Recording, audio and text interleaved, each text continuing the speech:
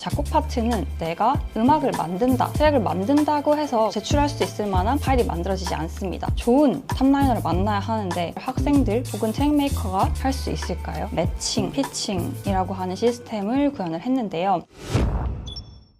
다들 와주셔서 감사합니다. 와.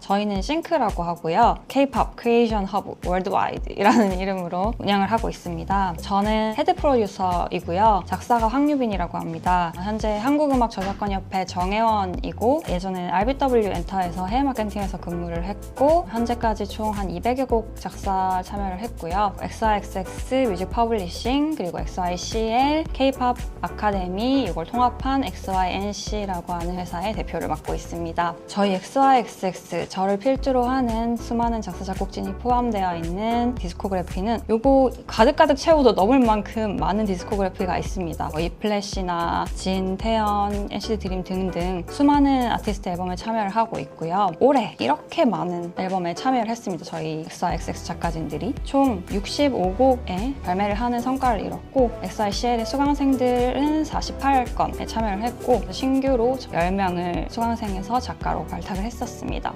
저희가 이렇게까지 큰 성과를 낼 수 있었던 것에는요, 압도적인 기획사 네트워크가 있습니다. 거의 모든 기획사들과 협업을 하면서 앨범을 발매해왔고, 특히 저는 대표이자 A&R 분들과 소통을 하는 작가로서 주요하게 리드나 파일들을 받고 데모들을 전달을 하고 있습니다. 업계 네트워크를 바탕으로 자체 시스템도 구축을 했는데요. 양질의 수업을 통해서 전문가들을 길러냅니다. 그리고 싱크라고 하는 온라인 사이트를 통해서 기획사의 의뢰와 작가님들 혹은 수강생분들이 의뢰를 열람할 수 있는 통로를 만들어 드렸고요. 시스템을 통해서 업로드되는 프로젝트들에 직접 제출을 하시면서 누락 없이 시안을 제출하실 수 있게 됩니다. 그리고 XIXX 퍼블리싱을 통해서 기획사에게 직접적으로 전달을 하는 시스템을 구축했습니다. 저희는 기존에 이런 작사 파트의 압도적인 성과를 바탕으로 동일하게 작곡 파트에서도 이 점이 가장 중요한 지점이라고 생각하고 시스템을 구축을 하였는데, 근데 작곡 파트는 또 작사와 다르게 매칭, 피칭이라고 하는 지점이 아주 중요한 지점이라고 생각해서 같이 디벨롭을 하고 오늘 가장 중점적으로 소개를 드리게 될 부분일 텐데요. 작사 파트는 기획사의 의뢰가 있으면 써낸 시안을 바탕으로 제출을 하면 경쟁이 되지만, 작곡 파트는 내가 음악을 만든다, 트랙을 만든다고 해서 제출할 수 있을 만한 파일이 만들어지지 않습니다. 트랙 메이커들은 탑라이너가 있어야 하고 탑라이너는 트랙 메이커가 있어야 하죠. 그리고 단순히 트랙 메이커와 탑라이너의 결합에서만 끝나는 게 아니라 수많은 부분이 추가가 되어야 완벽한 음원 한 곡이 만들어집니다. 그런데 과연 그 모든 걸 학생들 혹은 트랙 메이커가 할 수 있을까요? 불가능한 게 현실입니다. 내가 만든 곡들이 좋은 탑라이너를 만나야 하는데 좋은 탑라이너에 대한 이해도 없을 뿐더러 네트워크를 가지고 있지도 못하죠. 그렇기 때문에 많은 분들은 내가 음악적으로 훌륭한 곡을 만들었다고 하지만 제출할 수 있을 만한 음원이 만들어지지 않습니다. 그 부분들을 도와드리기 위해서 매칭, 피칭이라고 하는 시스템을 구현을 했는데요. 오늘 세미나를 통해서 어떻게 구조화가 되어 있는지를 다시 한 번 더 설명드릴 수 있도록 하겠습니다. 오늘 본격적으로 여러분들이 진짜 듣고 싶어 하셨던 1년에 대형 기획사에 10곡 이상 판매하는 법에 대해서 프로듀서 가드님을 모시고 한번 들어보도록 하겠습니다.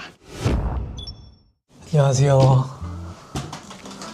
저는 프로듀서 가든이라고 합니다. 저는 지금 현재 JYP 퍼블리싱에 소속되어 있는 프로듀서고요. 사실 이제 10년 정도 동안 이 일을 해오면서 제가 음악을 해오면서 제 나름대로의 노하우나 Q&A나 도움드릴 수 있는 부분들을 말씀을 드리도록 하겠습니다. 리드는 기획안이자 요청서예요. 다음 앨범에 이런 곡이 필요합니다. 아니면 이런 곡을 찾고 있어요 라는 기획안을 보여드리는 게 리드라고 얘기를 하는데, 옛날에 10년 전에는 어떤 스타일이 필요하다, 어떤 음악 같은 음악이 필요하다 되게 단순했어요.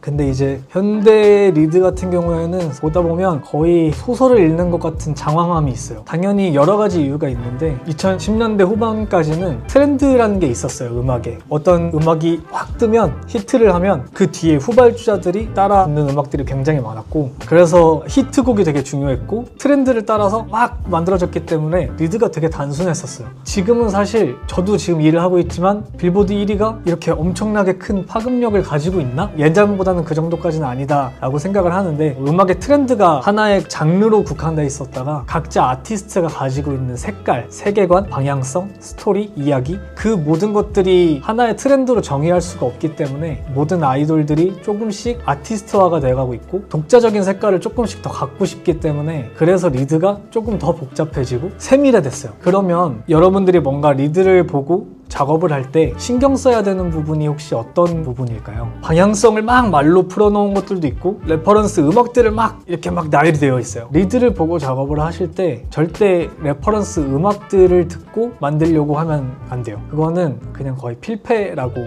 보시면 돼요. 레퍼런스가 어벤져스라고 해서 영웅이 나와야 하고 이런 똑같이 그렇게 만들어요. 그냥 스릴러를 원했던 건데 왜 내용이 똑같지? 라고 제작사에서 받게 되거든요. 가장 피해야 할 부분은 그대로 레퍼런스 하는 거예요. 그러면 어떻게 작업을 해야 되냐, 이 아티스트가 어떤 음악을 여태까지 해오고 있었는지, 장르의 색깔이나 세계관의 색깔들의 틀 1차로 생각을 해야 돼요. 두 번째로 중요한 건 제작사가 원하는 방향이에요. 여태까지 우리가 이런 음악을 해왔지만 다른 음악을 하고 싶어요 라는 방향성을 제시를 해주는 게 리드예요. 여기서 가장 중요한 부분은 내가 어떤 음악을 좋아하는지예요. 내가 그 음악을 좋아하지 않으면 절대 좋게 나올 수가 없어요. 공감을 못 만들어내요. 그래서 결국에는 아티스트랑 제작사, 그리고 내가 좋아하는, 아니면 내가 욕심이 있는 이 세 가지가 싱크가 딱 맞지 않으면 밸런스가 무너지는 음악이 돼요. 저한테도 기억에 남지 않고, 아무리 곡이 팔린다고 한들 나한테 부끄러운 음악으로 남더라고요. 내가 일단 어떤 음악을 들었을 때 가장 좋은지, 내가 가장 잘 만들고 싶은지 선이 정말 명확해야 돼요. 자기 스스로 조금 더 추려보셨으면 좋겠어요. 작곡가니까 뭐든 다 만들어야 된다는 생각 때문에 이것저것 다 두드리지 않으셨으면 좋겠어요. 불과 한 7, 8년 전에는 다양함, 다재다능함, 탑라인도 할 줄 알고 가사도 할 줄 알고 트랙도 잘 쓰고 모든 걸 다 잘하는 게 요구가 됐었어요.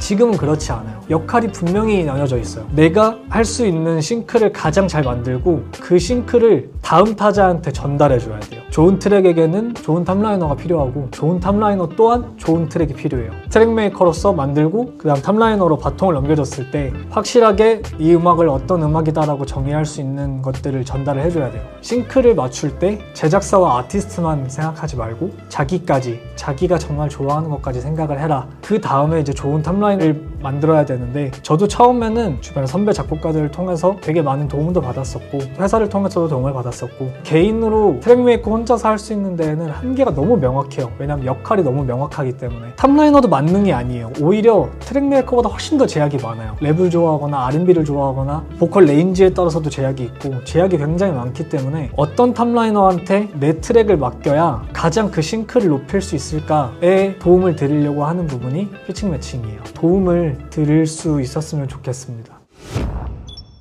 안녕하십니까, 반갑습니다. 저는 프로듀서 골드아치이자 XYCL의 1번 예비 작가, 그리고 이곳에서 교육 운영 업무를 맡고 있는 김대욱 팀장이라고 합니다. 만나서 반갑습니다. 네.